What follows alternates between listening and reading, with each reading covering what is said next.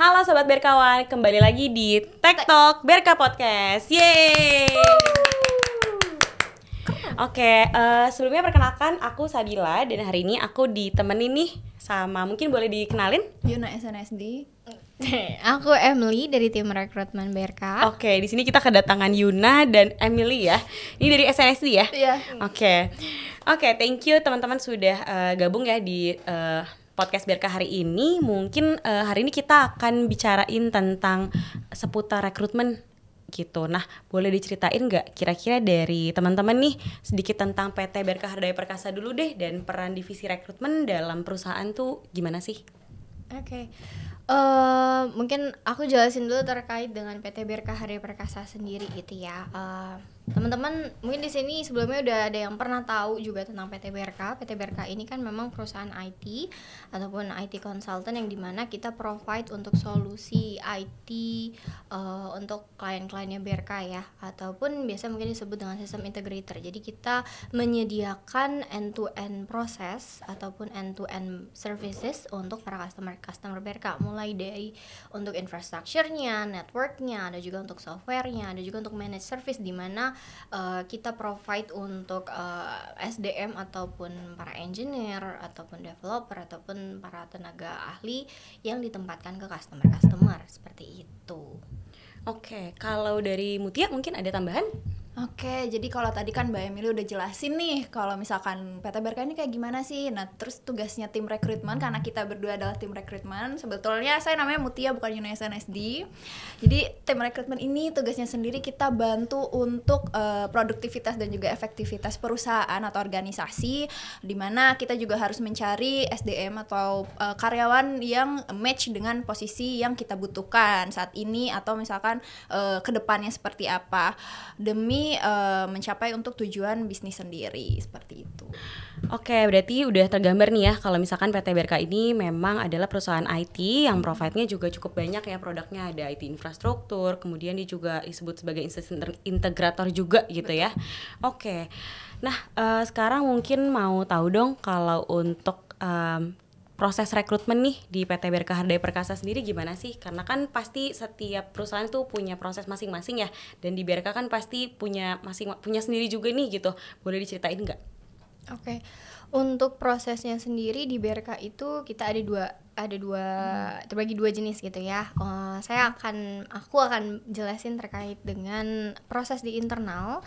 Jadi kalau untuk di internal sendiri biasanya jadi dari para user ataupun yang meminta ataupun membutuhkan tenaga kerja ini akan mengajukan form permintaan ataupun ya informasi terkait permintaan tersebut gitu ya secara online. Kemudian nanti dari tim rekrutmen akan menerima informasi terkait kebutuhannya seperti apa, untuk kualifikasinya, kebutuhan berapa banyak. Nanti dari kita akan melakukan posting informasi lowongan pekerjaan tersebut melalui job portal yang kita gunakan. Dari sana nanti kita akan melakukan screen CV terlebih dahulu, kemudian akan dilakukan screening HR. Nah, screening HR sendiri bisa dilakukannya bisa secara virtual video call gitu ya, ataupun misalnya melalui phone call ataupun interview langsung. Kemudian ada juga untuk tahapan administrasi ini biasanya untuk pengisian form data diri, kemudian untuk pengisian psikotes online. Kemudian dari sana akan dilanjutkan dengan proses interview dengan usernya ataupun yang membutuhkan tenaga kerja ini gitu. Nah, untuk interview dengan user sendiri mungkin ada beberapa posisi yang berbeda-beda masing-masing ya. Ada yang multiple layers, ada juga yang hanya cukup satu kali interview user aja. Selain itu juga untuk masing-masing posisi beda-beda juga, ada yang minta ataupun dari user tuh memerlukan untuk proses technical test, ada juga yang membutuhkan untuk proses presentation gitu ya. Nah, dari sana biasanya nanti akan dapat nih dari usernya sudah memutuskan siapa, dilihat juga dari hasil tes yang sudah dilakukan. Nanti kita akan ke final proses adalah proses offering dan juga negotiation terkait salary kayak gitu. Nanti kalau udah oke semuanya, berarti proses onboarding. Oke, berarti semua di serangkaian proses rekrutmen memang dijalankan oleh tim rekrutmen ya, maksudnya dengan komplit ya. Kadang kan emang ada yang sampai negotiation itu nggak sama tim rekrutmen gitu ya. benar, Ini iya, sama kalian semua ya gitu. Oke, mungkin kalau dari Mutia ada tambahan nggak? Iya, kalau saya sendiri memang fokusnya adalah ke arah eksternal. Jadi kita juga tadi kan sebagai IT solution tentunya kita ada kerjasama bareng industri-industri di luar. Jadi artinya saya juga mencarikan untuk kebutuhan posisi yang nantinya ditempatkan di yang bekerja sama dengan kita. Artinya kalau untuk prosesnya nggak beda jauh sama yang Mbak Emily tadi jelaskan, tapi kalau misalkan untuk kebutuhan saya biasanya ini tidak membutuhkan psikotes, tapi memang balik lagi nih sesuai dengan kebutuhan. Berarti awalnya tadi kita ada job posting, lalu interview dengan HR, lalu juga user di BRK-nya, lalu juga nanti ada final interview dengan usernya. Nanti kalau misalnya sudah oke untuk kandidatnya, kita akan ke tahap offering. Nah, setelah tahap offering, karena dari saya sendiri untuk kebutuhannya ini ada yang untuk di office, ada juga untuk di site ya. Jadi pastinya melewati proses MCU dulu. Nanti kalau misalkan sudah dinyatakan fit atau layak bekerja, baru ke proses onboard. Oke, berarti di BRK nih ada internal dan juga ada eksternal ya gitu. Dan memang hanya sedikit ya yang membedakan gitu. Kalau untuk eksternal karena dia memang mau dikirim untuk ke site gitu ya atau ke project, jadi dia memang melalui proses medical check up dulu untuk make sure bahwa kandidat yang kita akan kirim adalah kandidat yang memang sudah melalui proses medical check up dan dipastikan mereka tuh sehat ya. Oke, menarik sih, maksudnya dari kedua hal tersebut itu beda tapi ada yang sama juga gitu, karena kan biasanya kalau di perusahaan-perusahaan banyak itu ada yang disamain melalui medical check up, sedangkan kalau di sini beda gitu ya. Oke, tergantung kebutuhan masing-masing. Nah, dari serangkaian proses rekrutmen itu pastinya kan ya teman-teman melalui obstacle atau rintangan dan tantangan yang dihadapi nih setiap harinya melalui proses yang tadi disebutkan gitu ya. Mungkin boleh diceritain nggak apa sih kira-kira tantangan yang paling sering dilalui sama Emily sama Mutia mungkin? Oke, kalau untuk aku pribadi sih, untuk tantangan yang dihadapi adalah pasti mencari kandidat yang memang sesuai banget ataupun sesuai lah dengan kebutuhan dari user tersebut. Nah, dari segi sesuai ini sendiri banyak juga aspeknya, misalnya terkait dengan experience-nya ataupun technical skill-nya yang dibutuhkan oleh si user tersebut. Nah, dari sana pun pasti dilihat juga dari segi personality, kira-kira sesuai nggak nih sama user. Karena kan dari user sendiri kita nggak hanya satu dua ya, kita macam-macam. Ya pasti setiap orang juga macam-macam juga tipe orangnya, karakternya gitu ya. Yang mereka cocok-cocokannya juga kan macam-macam. Dari sana sih mungkin mencari yang bisa dikatakan whole package memang sesuai nih sama kebutuhan dari si user tersebut, seperti itu. Oke, memang agak sulit ya, maksudnya mencari yang dari sisi kecocokan budaya kerjanya, supaya mereka juga kita harus cocokin supaya mereka bisa cepat adaptasi sama lingkungan kerja dan juga sama lingkungan artinya budaya kerjanya juga kan mereka, apalagi misalkan untuk sales gitu ya, harus udah terbiasa lah ketemu customer. Bukan sekedar ketemu customer tapi ketemu orang-orang lingkungan kerjanya juga lah gitu. Kalau dari Mutia mungkin ada gak tantangan juga nih yang dirasain? Mungkin ada kesamaan tapi ada lagi gak mungkin? Ya, secara garis besar benar tadi yang Mbak Emily jelasin, kalau misalkan pastinya sulit ya untuk cari kandidat. Dan tidak menutup kemungkinan juga karena interview itu dua arah. Jadi dari kandidatnya juga it's okay juga kalau misalkan ketika interview dia juga menilai nih perusahaan yang sedang dia lakukan ketika interview apakah cocok dengan usernya, budayanya apakah si perusahaan ini lingkungan yang dia cari, budayanya cocok dengan dia selama ini. Karena kan kalau dipaksa pun takutnya nanti ketika dia bekerja ternyata ada nilai-nilai yang gak cocok nih sama saya. Nantinya malah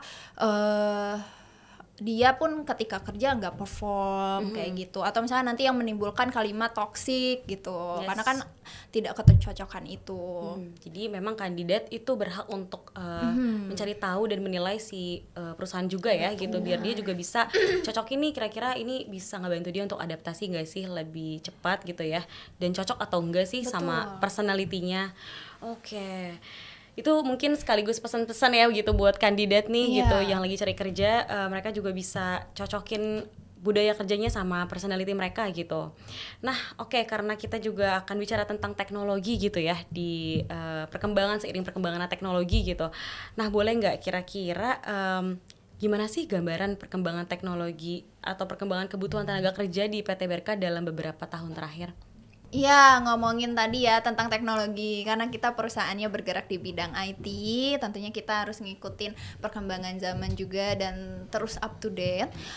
Saat ini kan kita banyak ya menggunakan AI ataupun IoT, lalu juga nanti pasti ada lah penambahan lagi berbagai macam produk. Tentunya itu seiring berjalannya waktu, kebutuhan SDM maupun karyawan ini pasti akan ikut naik juga, karena kita juga mencari kandidat-kandidat potensial yang nantinya akan bekerja di bidang sebagai AI ataupun di IoT-nya kayak gitu. Oke, jadi memang BRK mengikuti perkembangan ya. Betul. Menggunakan IoT dan AI. Oke, mungkin karena banyak banget nih orang-orang yang belum tahu IoT itu apa sih. Mungkin teman-teman boleh dikasih tahu gak IoT itu apa sih? Mbak nggak liatin ini ya video TikTok BRK Podcast? Gimana sih emangnya? Boleh nih, kita udah pernah loh jelasin tentang IoT, jadi kalian bisa langsung cek aja. Oke, nanti kita harus langsung cek ya. Oke. Nah, dilanjut karena kita tadi masih ngobrolin tentang teknologi atau AI. Kalau dari software sendiri nih ya, kita bicara tentang software. Kalau peran software sendiri atau AI untuk proses rekrutmen tuh gimana sih? Oke. Kalau di BRK sendiri untuk penggunaan software ataupun website gitu ya, ataupun terkait AI cukup digunakan juga sih, cukup membantu juga dalam proses rekrutmen BRK, karena seperti yang tadi sempat aku sampaikan juga gitu ya, di proses rekrutmen BRK itu kan melalui proses psikotes online, yang dimana untuk psikotes ini udah dilakukannya fully online oleh kandidat. Jadi kita punya website tersendiri, si kandidat tersebut bisa melakukan psikotesnya di mana aja melalui website tersebut saat kita sudah bukakan akses.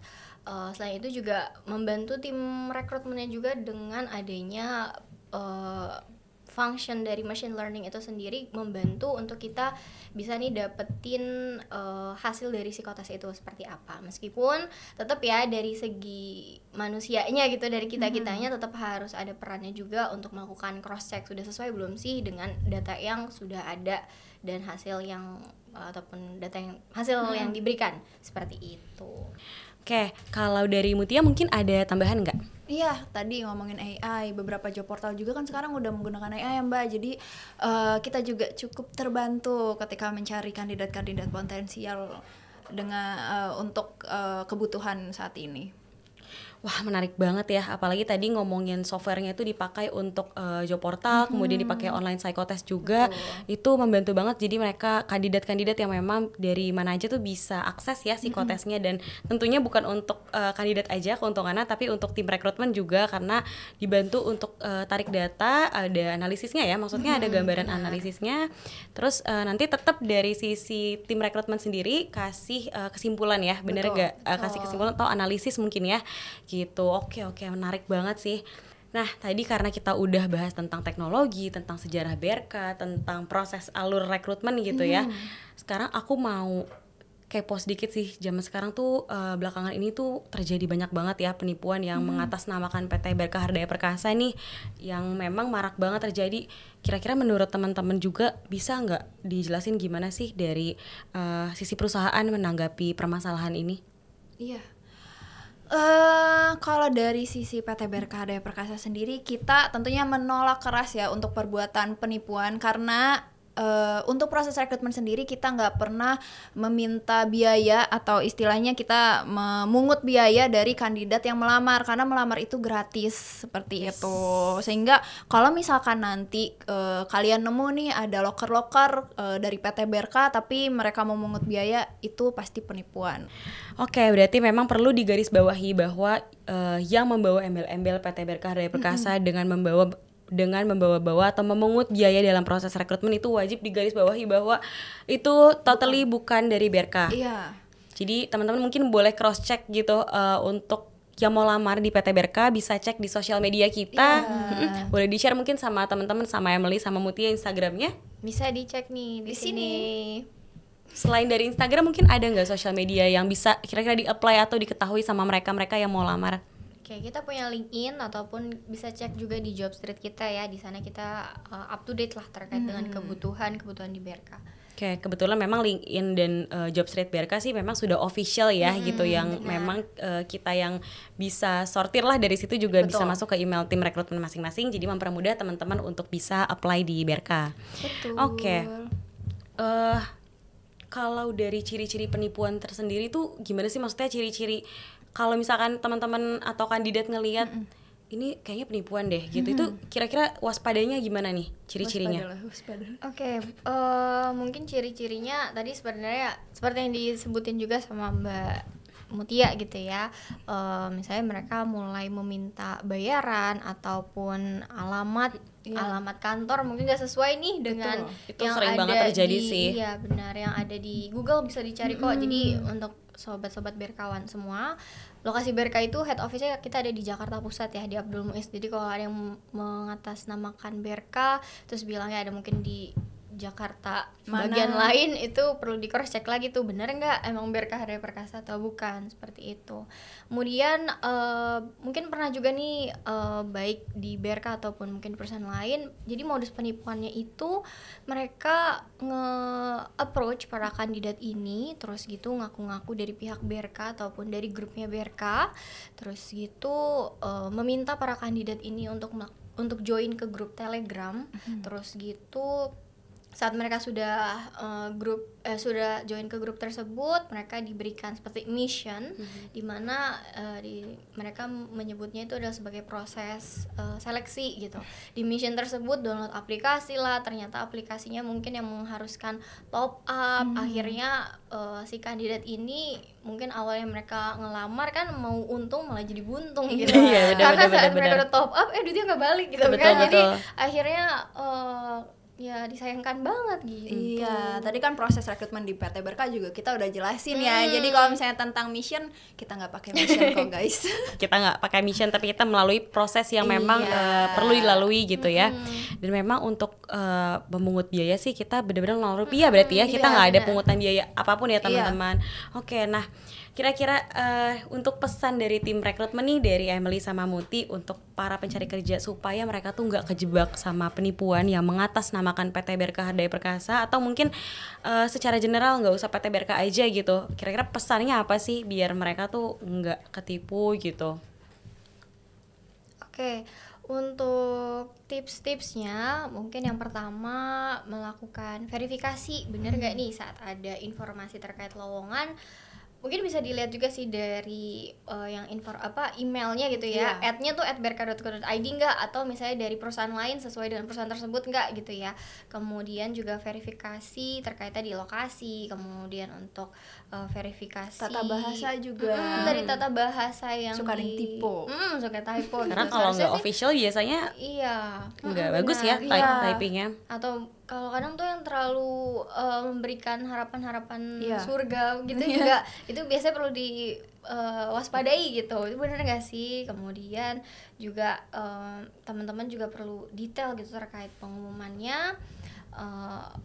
Kalau memang misalnya ngerasa ragu-ragu bisa konfirmasi aja. Kayak mungkin konfirmasi ditanya ke LinkedIn rekruter BRK ataupun LinkedIn BRK-nya juga kayak gitu. Bisa langsung cross check aja. Jadi tadi ya yang tadi Mbak Emily udah jelasin, kalau misalkan kalian gimana ya biar saya nggak ketipu nih sebagai pelamar, tadi kita harus cek perusahaannya betul atau tidak ada. Bisa itu cek ya di Google alamatnya betul atau tidak, karena tadi yang sudah disebutkan juga kalau kadang ada yang melakukan penipuan, dia juga ngasih nih link Google Maps, taunya di ruko, terus nanti mau di reimburse untuk transportasinya. Itu sama sekali penipuan.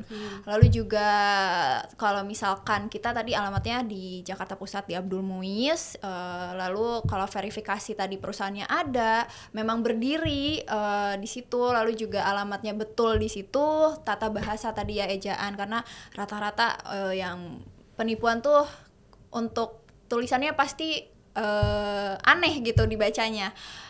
Lalu juga tadi ya pemungutan biaya, lalu juga tentang detail pengumumannya kalian bisa cross check juga, tadi bisa tanya lagi ke LinkedIn atau misalkan di Instagram officialnya BRK. Oke, ini tips yang bagus banget nih buat teman-teman yang lagi cari kerja dari Emily, dari Mutia gitu ya. Memang perlu banget diwaspadai karena selain dari ada pemungutan biaya, ada juga yang memang dia tuh sebar bukan dari official account, jadi memang banyak typingan yang ngaco gitu ya. Kemudian ada iming-iming yang tadi Emily bilang, ada iming-iming soal mungkin penawaran offering yang surga banget itu, dia menjanjikan tapi mungkin sebuah harapan palsu gitu ya, malah jadi merugikan. Oke, tadi kan udah bahas nih soal waspada nih kalau misalkan ada penipuan dan yang mengatasnamakan PT BRK. Kemudian mau tahu juga nih teman-teman, aku sebagai ceritanya sebagai orang eksternal, apa sih kira-kira tips terbaik yang bisa diberikan ke aku atau ke kandidat untuk bisa bergabung ke PT BRK Hardika Perkasa? Oke. Untuk tipsnya mungkin maksudnya tips saat di proses rekrutmen gitu ya, mungkin terutama saat melakukan interview baik mungkin dengan HR ataupun dengan user. Mungkin yang paling utama adalah cari tahu terkait perusahaan tersebut, karena seringkali banyak, nggak jarang gitu ya kandidat yang nggak tahu perusahaannya apa. Sebenarnya kan itu reflect gimana sih ketertarikan mereka ataupun antusias mereka terkait dengan perusahaan yang mereka lamar gitu. Terus juga cari tahu nih posisi yang dia lamar tuh seperti apa sih sebenarnya, untuk kan biasanya ada job description, qualification. Dari sana mungkin bisa dapat gambaran, oh tugasnya nanti seperti ini. Jadi ya nanti saat interview bisa melakukan verifikasi gitu ya, benar nggak sih untuk tugasnya seperti, atau minta dijelaskan, tapi setidaknya sudah ada gambaran secara garis besarnya seperti apa kayak gitu.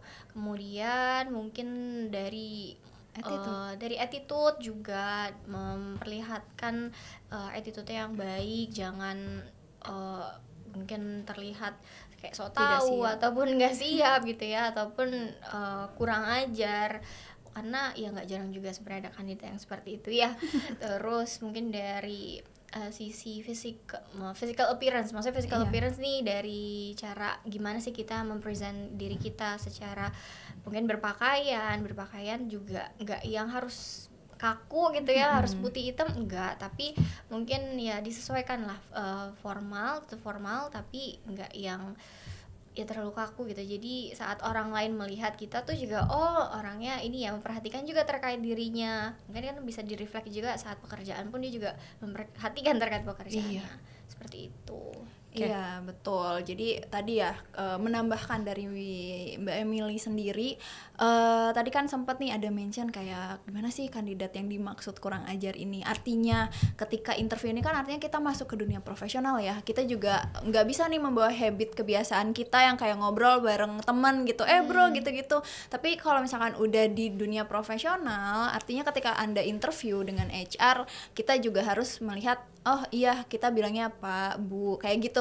Artinya bukan berarti jadinya kaku, tapi kita juga harus pintar untuk menempatkan diri. Terus juga tadi betul gimana caranya kita harus memperhatikan, karena artinya ketika kamu menjadi pelamar terus mau kerja kan kita gimana caranya mempresenting yourself ya, diri dari pengalaman, pengetahuan kamu tentang posisi yang dilamar, lalu juga perusahaan yang dilamar, karena nggak banyak orang juga, maksudnya banyak pelamar juga yang kayak ketika kita approach, Mbak kita nemuin CV nih, terus dianya malah jawab, oh ini perusahaan apa ya, gitu. Bener. Padahal sebenarnya kita kalau approach juga pasti mengenalkan diri, lalu juga nama perusahaannya. Jadi seenggaknya coba cari tahu dulu aja sih sedikit, nih perusahaannya gambarannya industrinya bergerak di bidang apa gitu.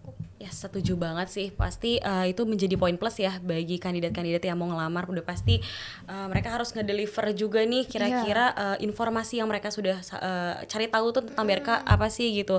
Karena red flag juga bener yang tadi Emily sudah sampaikan, ketika memang dia ngelamar kemudian dia nggak tahu tentang job role-nya atau perusahaan yang dia lamar nggak tahu tuh, bagi kita sebagai tim rekrutmen sendiri kayak nih orang niat gak sih gitu ya. Itu penting banget sih. Dan mungkin ada grooming juga ya, grooming tuh yang memang penting juga buat penampilan. Betul, penampilan itu harus diperhatikan, karena apa ya? Artinya itu tuh adalah gambaran Kamu siap. betul, kamu siap untuk bertemu, kamu siap untuk mendeliver informasi yang sudah kalian dapetin gitu. Jadi memang itu penting banget sih hal-hal grooming, attitude, balik lagi delivering and presenting yourself itu penting sih teman-teman. Jadi mungkin dipersiapkan lebih awal ya untuk hal-hal seperti itu sebelum ketemu sama tim rekrutmen atau dengan usernya juga. Iya, percaya diri sih yang paling penting juga. Betul, percaya diri juga. Nah, banyak juga nih teman-teman yang kadang tuh ketika interview datang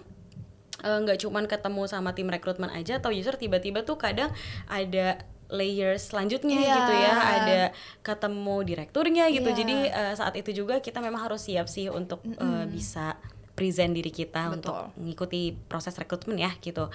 Oke, menarik banget hari ini untuk teman-teman udah share juga nih tentang tips bergabung di BRK. Nah, boleh tahu gak sekarang mungkin loker apa aja sih yang saat ini lagi open atau lagi jalan di BRK? Oke, kalau ngomongin lowongan pasti banyak banget ya, karena BRK itu kan kita kerja sama perusahaan lain, project pun juga terus ada gitu ya. Jadi kita always hiring nih. Untuk posisi-posisinya mungkin ada developer, ada consultant, ada juga untuk engineer gitu ya. Atau mungkin kalau untuk mau tahu detailsnya nih, ada kita di sini. Kita kasih. Oke. Udah ditaruh nih guys, detailsnya ada di sini. Jadi memang buat teman-teman yang mau apply, boleh banget cek yang tadi Emily sudah kasih tahu. Oke sobat berkawan, karena kita sudah ada di sesi terakhir ya, sesi paling akhir. Kalau bisa aku simpulin mungkin dari Emily sama Mutia yang sudah disampaikan tadi, BRK adalah perusahaan teknologi informasi. Kita juga sering disebutnya sebagai SI atau sistem integrator. Kemudian BRK juga saat ini sedang mengadaptasi beberapa software atau teknologi ya gitu. Biasanya dalam proses rekrutmen juga kita pakai software untuk job portal, kemudian untuk online psychotest. Kita juga menerapkan AI untuk proses rekrutmen. Kita juga ada IoT atau Internet of Things. Kemudian di sini juga teman-teman tadi sempat ceritain tentang beberapa hal ya yang perlu diwaspadai untuk adanya penipuan terkait dalam proses rekrutmen. Yang mengatasnamakan PT BRK Hardaya Perkasa itu perlu banget teman-teman cek bahwa yang mengatasnamakan BRK dan memungut biaya itu bukan dari BRK. Dan ada beberapa job vacancy yang saat ini lagi open, boleh dicek ya sama teman-teman semua. Thank you untuk Emily dan Mutia sudah temenin juga nih di podcast kali ini. Dan thank you banget untuk Sobat Berkawan. Jangan lupa untuk like, comment, and subscribe. Bye-bye. Bye-bye.